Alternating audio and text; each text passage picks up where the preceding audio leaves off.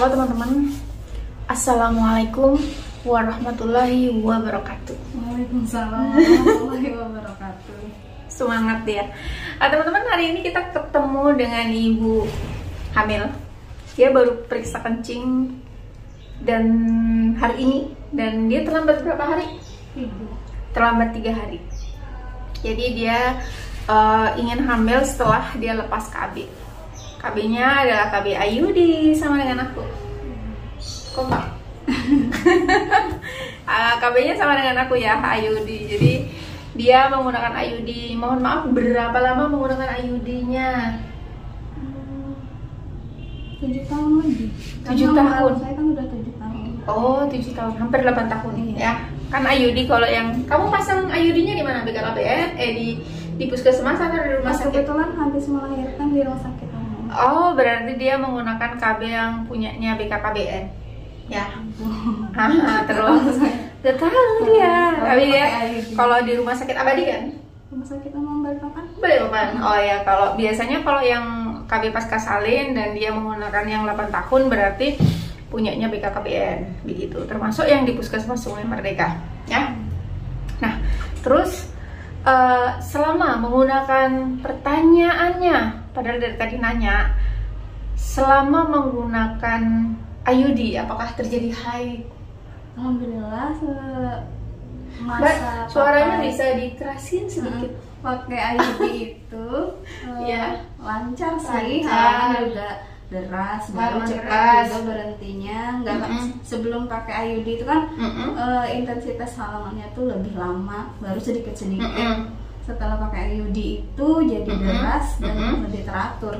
Oh gitu, malah setelah menggunakan Ayudi jadi lebih deras dan lebih teratur ya. Oh gitu. Terus di beberapa orang itu kan menggunakan Ayudi mengeluh sakit di perut bagian bawah. Apakah kalau mau haid, tapi apakah yang dirasakan sebagian orang kamu merasakannya? Bisa sih Bu, ngerasa kayak di bawah perut itu kayak nyeri. Itu dari pengalaman saya lihat, biasanya mungkin karena habis terlalu kecapean, itu bisa merasakan kayak nyeri. Tapi nyerinya lama nggak? Misalnya nih, haidnya 1 minggu, apakah nyerinya sehari aja pas mau haid atau gimana? Nyerinya nggak, maksudnya pas ada saat itu, terus kalau dibawa istirahat ya udah hilang. Oh gitu. Berarti nyeri aja, bukan nyeri banget. Enggak. Apakah ketika nyeri itu perlu bantuan obat? Enggak sih, saya bawa tidur aja, bawa istirahat. Dibawa tidur, dibawa istirahat juga hilang. Karena sebagian orang kalau nyeri, saya sarankan untuk menggunakan anti nyeri ya, bisa natrium diklofenat, bisa asam efenamat, bisa parastamol, tergantung cocoknya yang mana gitu. Nah, biasanya akan hilang dengan sendirinya dalam waktu beberapa jam, 2 jam, dan sudah bisa beraktivitas seperti biasa gitu. Tapi kalau dengan anti nyeri dan tetap nyeri terus, itu saya sarankan untuk buka ya. Termasuk kalau misalnya dia haidnya deras banget, lebih dari 2 minggu, itu saya sarankan untuk dibuka. Kamu pakai Ayudi nggak pernah takut Ayudinya lepas atau Ayudinya geser atau gimana? Pernah ada nggak rasa? Iya Bu, maksudnya khawatir? Ada, maksudnya terutama kayak saya ini kan lama ya, terus pas mau buka itu apa dia masih dalam posisinya itu atau bergeser. Apalagi kalau berhubungan misalnya terlalu gimana-gimana, pokoknya geser. Tapi alhamdulillah pas dibuka itu nggak ada apa-apa, langsung sebentar aja, berarti posisinya aman menurut saya. Misalnya nih habis berhubungan terlalu gimana-gimana gitu, apakah pernah nih, kan khawatir nih geser kan, khawatir lepas gitu, apakah pernah melakukan kayak USG atau kontrol ke bidan? Tapi sekali aja sih Bu. Dalam 8 tahun cuma sekali? Wow.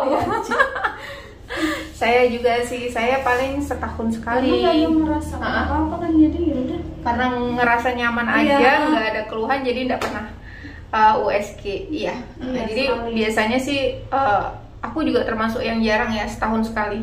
Tapi sebenarnya angka kegagalan itu biasanya rata-rata terjadi di 6 bulan pertama setelah pemasangan. Itu disarankan untuk USG atau kontrol ke bidan, boleh untuk mengecek benangnya. Tapi kalau di rumah sakit kan sebagian kecil itu benangnya itu di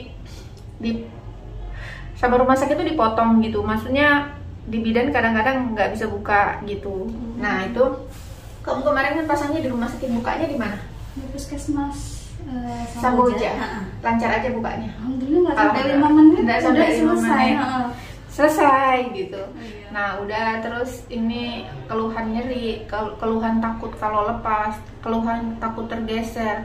Yang sering terjadi adalah keluhan, apakah ada keluhan takut IUD-nya menjadi bertagar gitu? Ada rasa takut seperti itu? Iya, terutama pas mau buka tuh kan nonton YouTube, apa yang terjadi.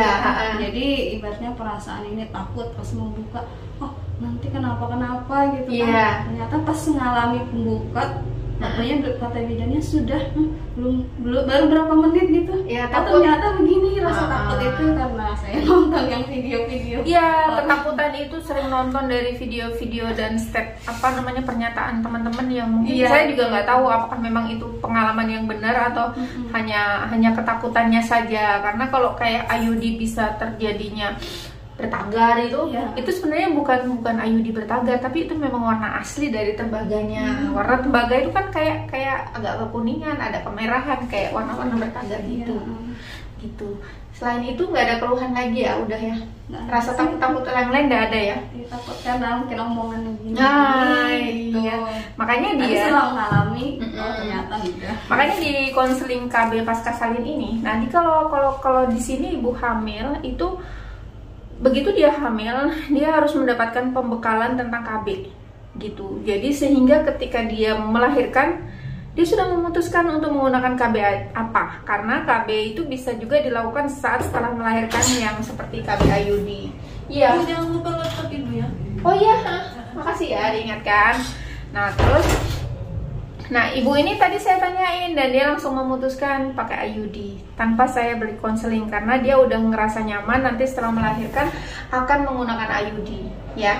Terus dia melahirkannya di rumah sakit. Nah, berarti dan dia udah tahu dulu ketika melahirkan ya udah sekalian pasang pakai IUD di rumah sakit sekalian gitu. Jadi namanya adalah KB pasca salin, KB pasca plasenta. Jadi setelah lepasnya plasenta itu dipasang sampai batas 2 jam ya.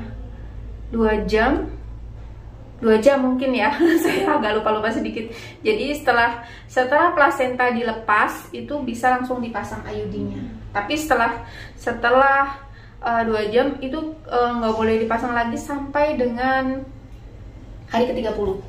Nanti saya koreksi lagi ya, siapa tahu ada yang salah boleh komen di bawah. Jadi IUD ini perasaan saya itu nyaman kalau pasangnya habis melahirkan itu, karena habis melahirkan udah nggak usah mikirin lagi, ya kan? Nggak usah mikirin lagi, apalagi kalau cocok. Dan kalau udah nggak ngerasa cocok ya udah ganti KB aja lain. Jadi KB itu setiap KB itu ada kekurangan dan kelebihannya.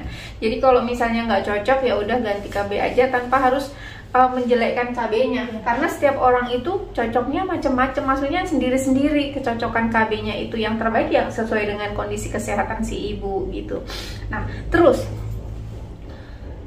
berapa lama sih kembali masa subur setelah menggunakan KB IUD?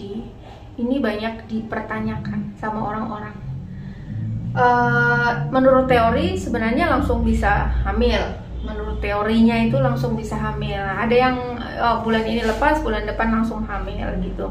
Tapi ada yang sampai berbulan-bulan juga tidak hamil-hamil. Kenapa? Itu kalau kita tanya ibu ini dulu, berapa lama sih dia setelah melahirkan baru bisa hamil? Melepas IUD-nya di bulan 1 tadi, kemudian di bulan 2, bulan 3, kemudian 4 dan 5 itu masih halangan. Kemudian di bulan, berarti ini test pack terus nih? Enggak bu, saya males memang. Males test pack, nunggu aja telat gitu. Bulan terakhir itu sempat karena nggak telat jadi nggak test pack ya? Bulan kemarin sempat telat, cuma telat 2 hari. Ternyata enggak. Gitu. Nah ini makanya sebenarnya males, cuman karena pusing kayak kelayangan. Jadi bilang adik cobain aja sekalian langsung tes kehamilan. Ternyata alhamdulillah di bulan ini selamat ya. Selamat ya buat dia. Jadi alhamdulillah yang diharapkan program hamilnya bisa berlangsung cepat. Nah, ini kan kalau kita hitung tuh dari bulan 1, di bulan 6 dia baru hamil. Ternyata dia bukanya di bulan 1 itu adalah di akhir bulan, ya di akhir bulan. Berarti kita ngitungnya dari bulan 2. Berarti dia itu sekitar 2, 3, 4, 5. Jadi 4 bulan baru dia hamil, ya. Terhitung 4 bulan dia baru hamil. Kenapa? Kita coba tanya-tanya lagi. Karena sebenarnya kalau menggunakan IUD itu kan langsung bisa hamil ya. Begitu lepas ya. Nah, kita tanya lagi kenapa sampai 4 bulan baru hamil. Berarti ini terkait dengan pola berhubungan ya, pola berhubungannya. Bagaimana pada saat IUD udah dibuat, pada saat itu juga kesibukan semakin banyak ya Bu ya. Nah jadi berarti rezekinya banyak juga itu. Terus jadi ibaratnya kalau fisik capek, jadi buat berhubungan itu males kan. Jadi sebenarnya punya aplikasi buat ngitung waktu. Dia udah download aplikasi ya. Terus aplikasi penghitung masa subur. Iya. Ya? Betul.